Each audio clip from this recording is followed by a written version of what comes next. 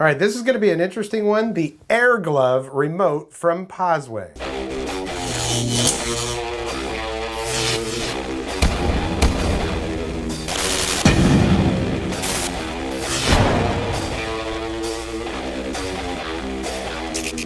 Welcome to the Vapor Trail channel. I'm Tony. Today I've got something completely different in the world of electric skateboarding. Keeping in mind that different isn't always better. Now, I'm a huge geek. I love technology. I love to see advancement and innovation. So when Possway invited me to review their Air Glove remote, I was most definitely intrigued. I'm like, okay, well, let's check this out. And my thinking was also that if it's great, then yeah, this is going to be really cool. And if it's not so great, I want to be able to show you in real world terms just what this thing is and how it works. Possway was the first electric skateboard that I got. It's what launched me into like, oh my gosh, I got to get all these. I just love electric skateboards, and that definitely stoked the fire. I've now got over 10 of them. In my opinion, Possway does make some of the top budget-minded electric skateboards. They're well designed, they're well built, and they last. That first electric skateboard that I got, what, 2.5 years ago? I gave it to my nephew Sebastian down in South Carolina, and he still rides it to this day. And even though I've got 10 or 11 electric skateboards of all varying types and quality, I still ride my Possway T2, which is what I'm going to use today and paired with this glove. So I guess I'd go as far as to say I'm a fan of Possway when it comes to the budget board. So on the one hand, no pun intended,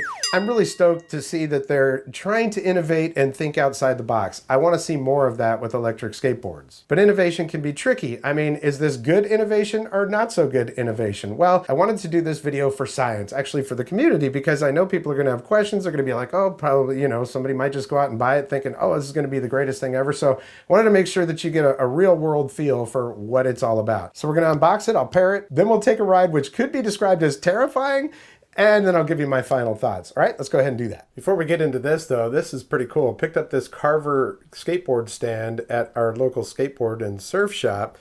They had it out by the dumpster, and I was like, I'll just go in there and ask them if I could have it. And they said, yeah, dude, go ahead, take it.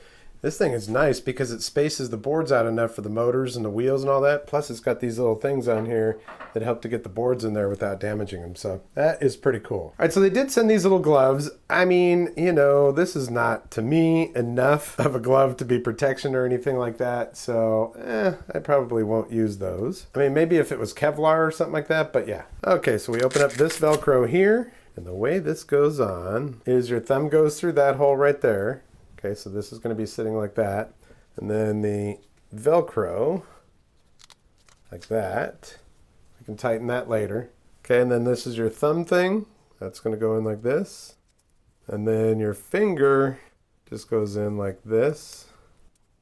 All right, so basically this little plate right here needs to touch that little plate, and then they slide back and forth.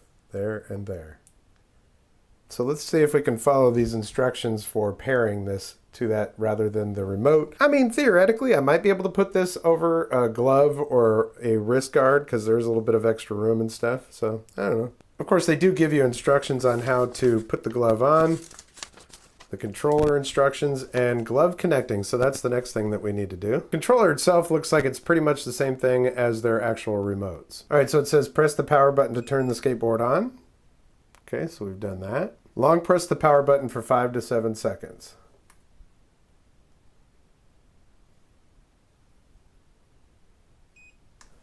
All right, so it's flashing, so it's now in its pairing mode.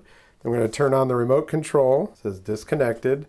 It says press and hold the power button and the function button at the same time for 3 seconds, and then it will connect. So we're just going to do that. Well, the light went solid on that, so let's see. All right, still disconnected, so let's try this again. All right, after several attempts, I was able to get it to pair. There we go. You've got all the display stuff right there, and you can hear it. When these get close, there's a little bit of a clicking sound. And you really got to make sure that that little thing gets inside of there.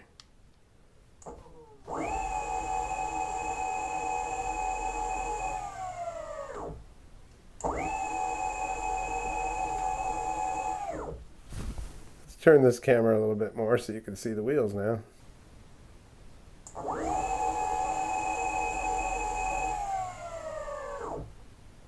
Let's So it's pretty simple, you know, how it works. Basically, this plate's got to touch that plate, and then when you do, you push forward, and it accelerates.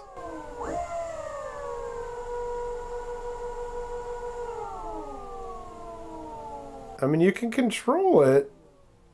I don't know. We're going to have to see how this does on an actual ride. So that's what you got, basically. Take a little bit of work to get these exactly positioned where you want them and all of that, but yeah, that clicking.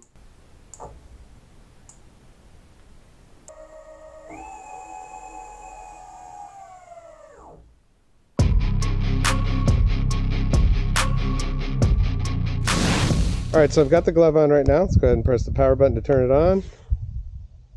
Disconnected.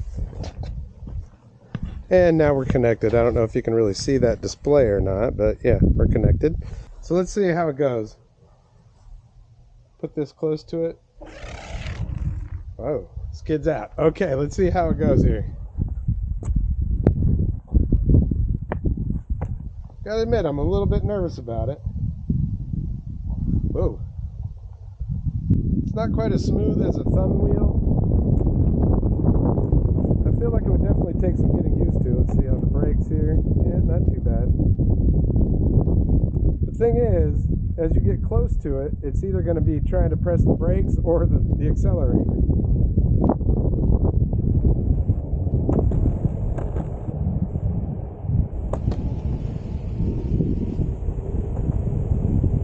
Okay. Slow it down a little bit. I mean, so yeah, you can actually select a speed, and I think after a while you might actually get used to that. It's not too terribly bad, but it's a little jerkier than when I had the thumb wheel, you know what I mean? So I don't know. Oh.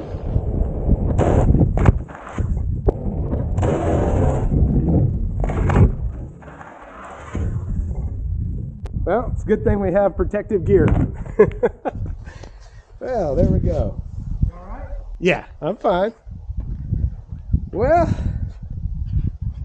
at least the camera was rolling.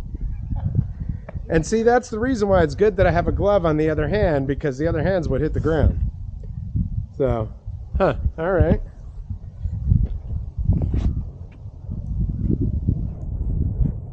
Yeah, that's a little tricky. I don't know.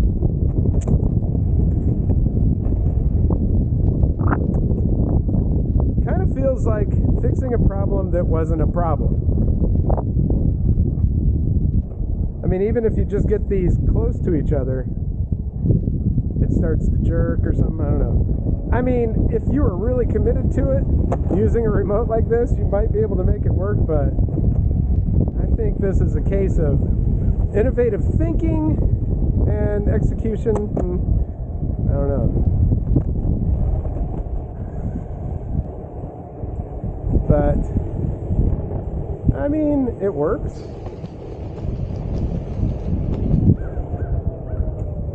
I suppose if you keep your fingers together the whole time, but as soon as you disconnect your fingers, you have disconnected the, the connection.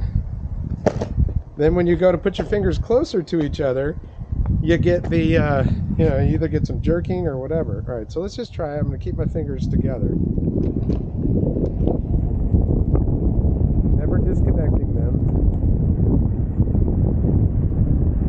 Hello.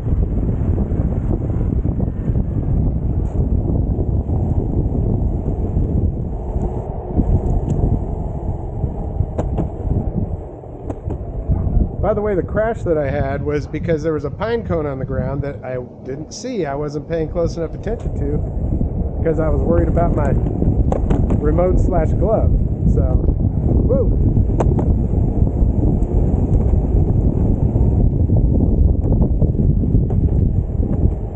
It's kind of like terrifying and exciting all at the same time. I don't know. Woo, boy. So there we go. I mean, I feel like this is like solving a problem that wasn't a problem. When it comes to the electric skateboard remote, you know, you might be able to make that remote better by using a silicone lanyard on it so that it stretches over stuff and things like that. Maybe change the format of it. I haven't tried like the Evolve one that has like a joystick on it, that kind of thing. I have tried the Revel board, which now Eovon is using that same remote where it's just a slide up type of thing.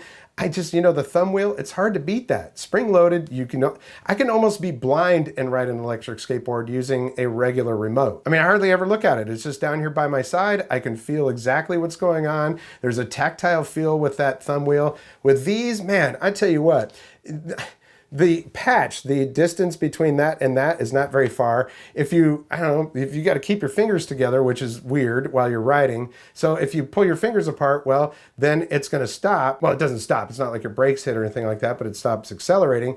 Then at what point do you put this back in? Do you put it at the back and then slide it up or whatever? Also, you can really feel on that thumb wheel when you're turning it. It's just, there's much more of a tactile feel to that. And with this, when you start to get that sensor close, sometimes it jerks and that kind of stuff. I'm just like, man, you know, I don't know. The other side of that is that I like to wear wrist guards or gloves, and lately I've been wearing those Lanite gloves. Really like them a lot. Can't wear that with this, so I wore one on this hand.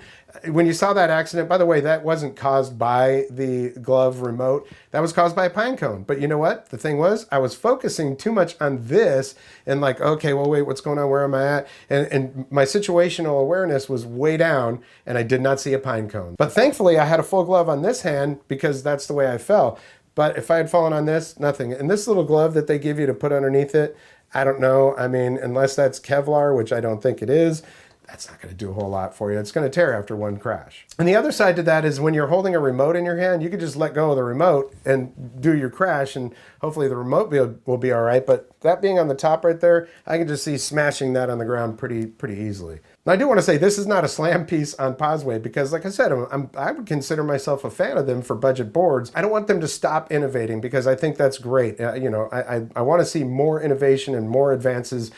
This just might not be it. After I filmed that, I did have a couple of more short rides with this thing, but I was like, all right, I'm throwing in the towel. I would characterize each ride that I did while wearing this as sort of terrifying, a little bit exhilarating, sort of terrifying.